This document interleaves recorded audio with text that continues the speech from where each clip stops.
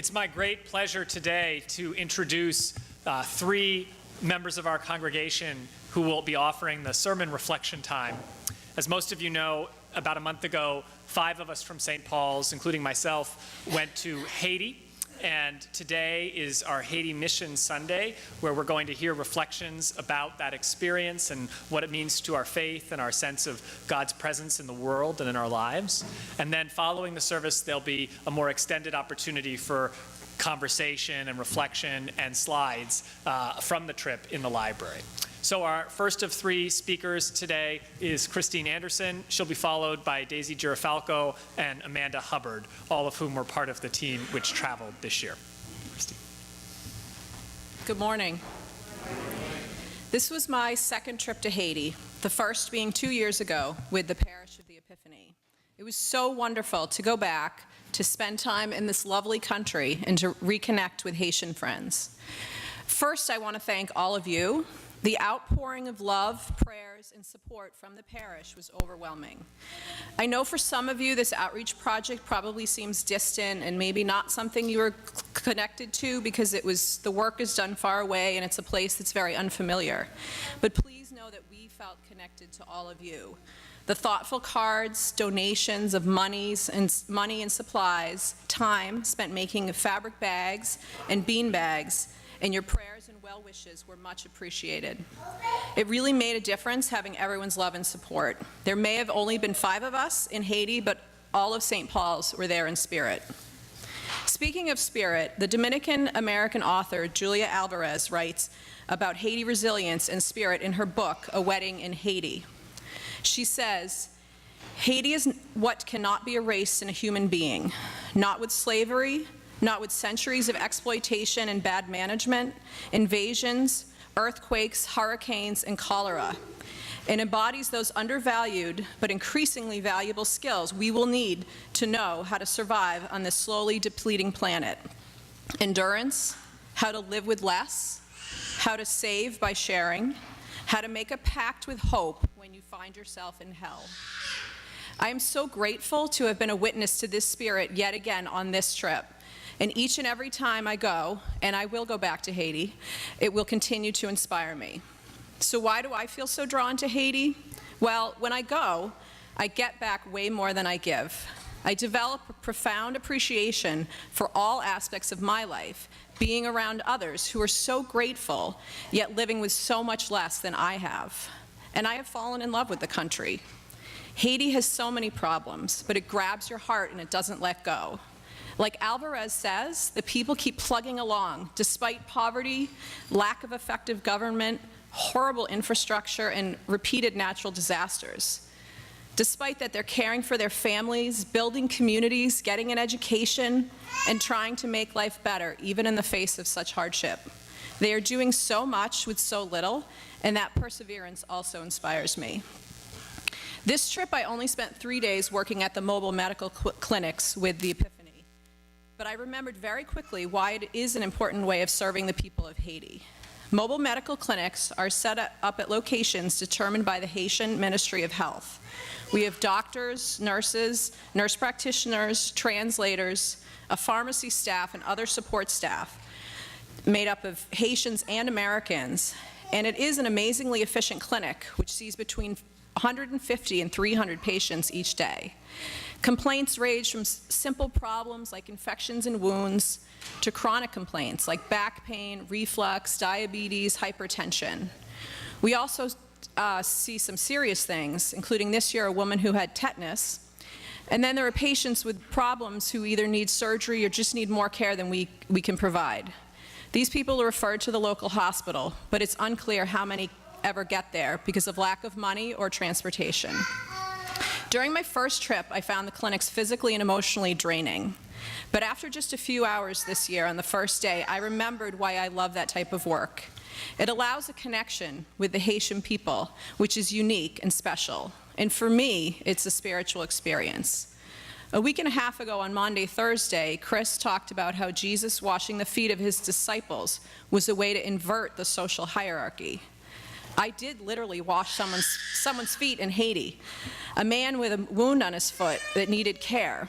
I love providing that type of intimate care for all people, but especially in Haiti, because people have to have a certain amount of trust in you to allow you to touch them.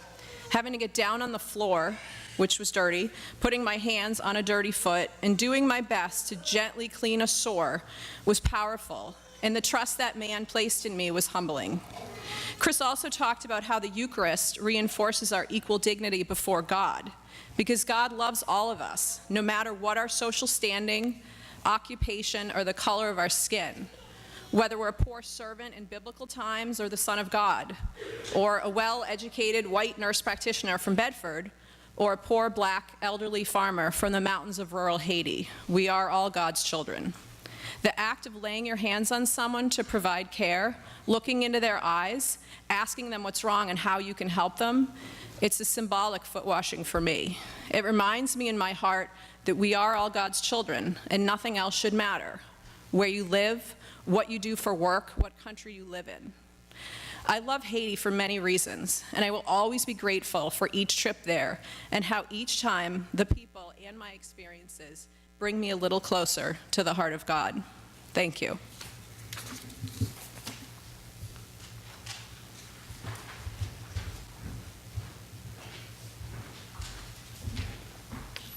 Good morning.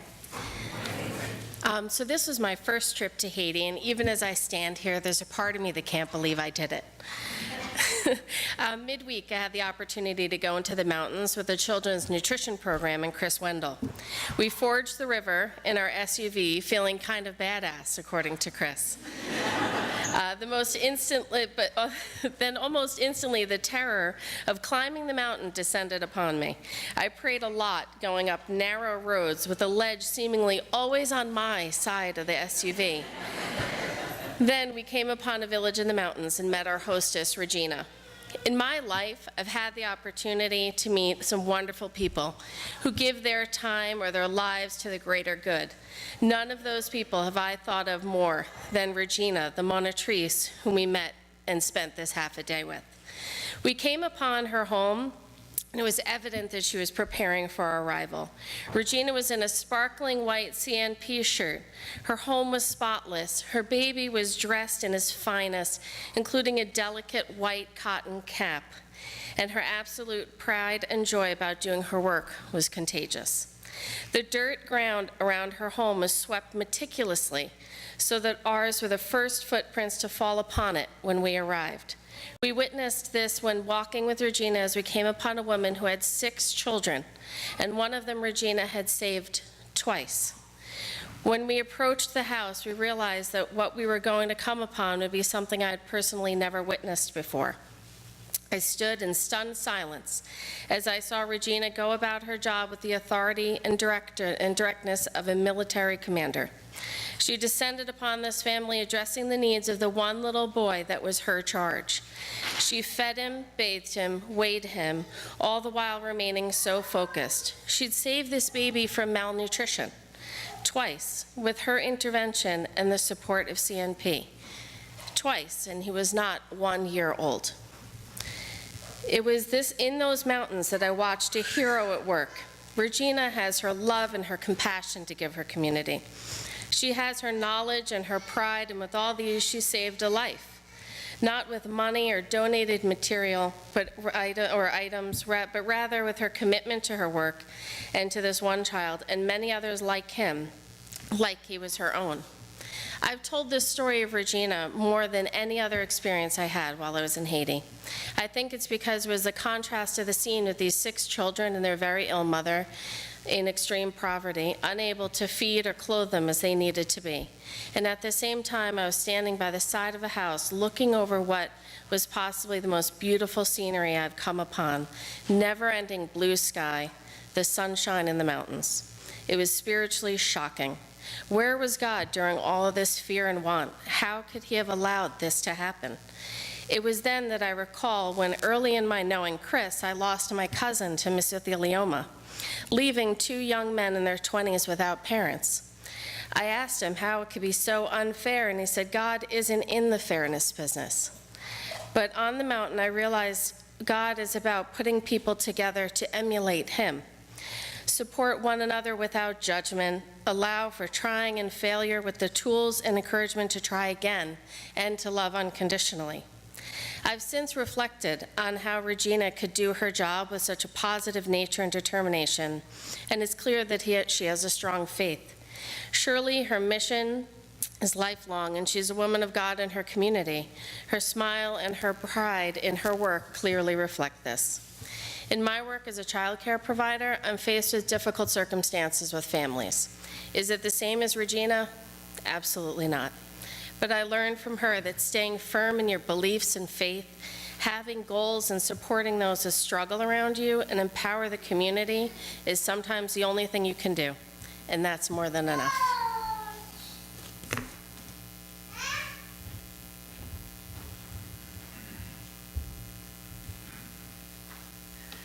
Good morning. We really need 3 speakers today because we each had quite different experiences on the week. So I thought I would organize by a few questions. First is, why did I go? I decided to go to Haiti for the first time, never done anything like that before, because in 2015 I made a New Year's resolution to do some good in the world. It seemed time to. As it got late in the year, like a lot of resolutions, I realized I hadn't done much about it. Anyone got any resolutions like that on the fridge? So also, I'd been hearing for a couple of years from friends, especially Carol and Christine, about their trips, and I'd been curious and interested. And this year it came at a time I could afford a little time for work, so I thought, why not? But on the other side, the women's group read When Helping Hurts in the fall. Now that book has a lot of very helpful advice, but it should come with a warning label, caution, may dissuade church groups from doing any mission trips. Especially not having any medical skills. I was very uncertain I'd be able to do much good. But Chris and Chris convinced me that my friend should be useful, and at least we would do no harm. So I decided to join, though I'll admit that my uncertainty lasted pretty much until I got up on the airplane. But it was kind of a matter, if you don't go, you won't know. So what do we do actually at FSAL? First of all, no one mentioned explicitly, FSAL, the Faculté de Sciences des Infirmières de Léogane, is a nursing school. And that some of the previous visitors had seen and been very impressed with. And we decided ahead of time that an important part of our mission was going to be spending time this trip at the nursing school to really get to know the place and the people. And since I'm not medical, I decided to focus on that. And Reverend Chris also spent most of his time there, while the other 3 went out to the clinics most days. So a few weeks before the trip, Dean Hilda responded to Christine with the suggestion that we could start a garden for the kitchen to grow some vegetables, save on some food costs. And finally, there was something I felt like I could do, because I'm no expert, but I've been helping my parents and Steve with gardening forever, and I enjoy it. And I got some encouragement and some advice by email from Janet O'Flynn, a wonderful lady there from our Seeds for Haiti contacts. So I arrived with some seeds and some small tools and an open mind. For Reverend Chris, the answer to what can I do didn't really come until our first night actually in the guest house, when Hilda mentioned she could really use someone to organize the school library. And that time his eyes lit up, and he said, this English major is interested in that project. So what did I learn? Well, it says in Corinthians, there are varieties of gifts, but the same Spirit. And one thing I learned is that our gifts are not always what we think they are. In my case, I'd assumed that my role would somehow be related to my education or my job. I'm a scientist. And a year ago, when Carol was visiting the local elementary school, I had the bright idea that I could bring some science kits and use them. And then when that school really didn't seem a receptive partner, I thought, well, maybe I could teach something scientific at FSIL. Hilda didn't respond to that. So the gifts I ended up using were a strong back and a pair of arms, which I seem to have this year, grâce à Dieu, and a willingness to work hard and get really dirty. And I found not only could I do it, I really enjoyed it. And those are things I learned, just simple things at a young age from my father. And I think that, and the fact that I took advice and made sure to consult and involve the local staff, Hilda on where to plant, and Madame Dominique, the cook, on what to plant, and the groundskeeper, Monsieur Alcindor, on how to dig and plant, which was not evident. This soil was completely unlike anything in New England. hope we earned their respect and showed we really did want to help out alongside them.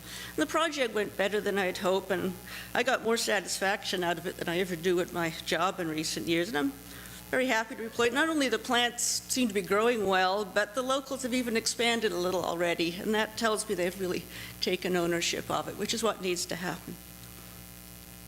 What do I remember from the trip? This Lent I used the little Episcopal Relief and Development thing, thought it would fit well, which it did. And one of the ones that really reflected with was March 19th by Kelly McDaniel, and it talked about the moments of pure joy that came on her international trips, from connection and laughter with the local people, and that was the part of my experience that sticks with me. The one moment that's much in my mind is when I went back to the guest house, even more sweaty and filthy than usual. That topsoil was pretty much clay, and I'd been using my hands to kind of make a border around it.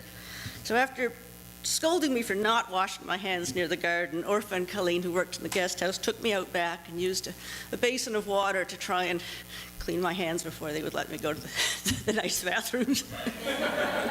And at one point, they were pouring it from a basin. At one point, my hands were sort of semi-clean, but the nails were still completely caked with the red clay, and we were all laughing really hard because it looked just like brown nail polish. There were also a few moments of joy, and the one day I did go to the clinic throwing the bean bags in a big circle with a lot of children. For those who helped make them, they were a big hit. And that same day, late in the day, with the clinic translators, I joined in a bit of singing and decided these guys were the right people to answer my husband Steve's questions about rah-rah, which is kind of sort of like Mardi Gras, and it goes on all during Lent, sort of backwards Mardi Gras. So they not only explained it, but they went on to sort of vocally demonstrate each of the do-do-do-do-do instruments. We were cracking up laughing. And I realized when you can laugh together with people, then at least in that moment, you know there are no barriers of culture, of race, of education, or money, and that's a real rare privilege. I only wish I'd taken a bit more time to get to know them better. Does Colleen have children, and what age are they? I'd really like to find out if I go again. So did we in the end help? One thing I'm certain of now that I've actually been to visit, I think others would say the same, is that the nursing school, FSIL, is a really important and worthwhile institution. It's very professional, clean, well-run. The contrast between that and the very noisy, dirty third world streets outside the gates struck me every time I passed through those gates. And the students are studying really hard, and they seem very happy. At the village clinic, the one day I did go, I got to take surveys of the people waiting, and one that sticks in my mind was a very friendly girl who was nearly finished high school. We talked quite a lot. She didn't think she'd be able to get any more education due to cost, and somehow that unfairness bothers me more than the fact that most people said they struggled to put food on the table. Why should a smart kid in Haiti have so much less opportunity than our smart kids? I tried to encourage her by telling her about FSIL. There must be other places with scholarships. So most of you know this, but if you don't, St. Paul's over the last few years has helped support several scholarships to the nursing school and given several young people an opportunity to study and to change their lives. The tuition's only about $1,000 a year, but it might as well be $1 million if you're in a village with not enough money to put food on the table. So I'm sure that those students will certainly improve their lives, and they in turn will help change Haiti and fix some of the many things that we can't by just visiting. So each of you, if you've ever put any money in the collection plate, you have helped make a big difference in some people's lives in Haiti. And by being there in person, we, or at least I, have grown to care at a level that I didn't really before. I'm also very encouraged by some parting comments that Dean Janet, who's there, a wonderful woman starting an occupational therapy school, made to us before we left. They must meet a lot of volunteer groups going through Haiti. You can see that on the airplane. There were lots of them. And she commented that our St. Paul's team was quite unusual in that we came to find out what was already going on in Haiti and working and help out with that. And I'm sure we made some mistakes, but we did go in a humble spirit, kind of aware of the pitfalls. We tried, and I believe we did do at least a little good, and I'm sure we'll do more together in the future. So thank you for your support.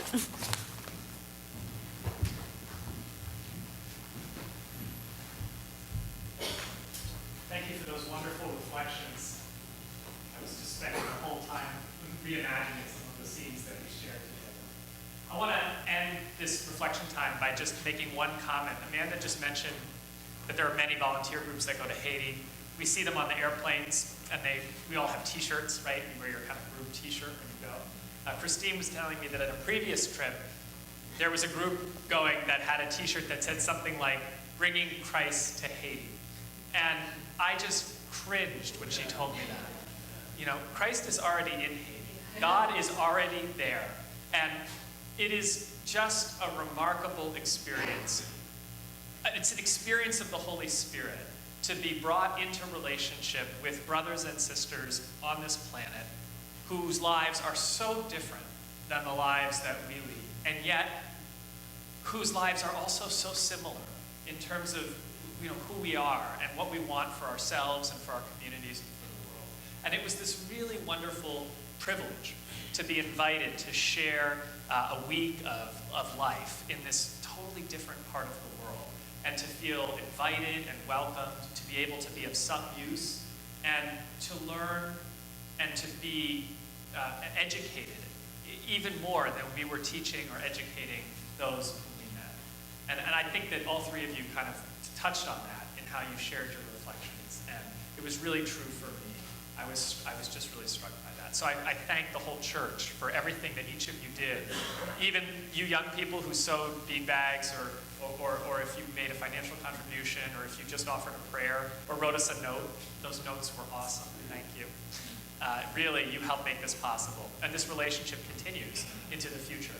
And we, with God's help, will know what the next phase of that relationship is, to continue to live into the truth of our connectedness to people all around the world. And now I invite us all to stand and affirm our faith in the words of the Nicene Creed, found on page 358 in your prayer book.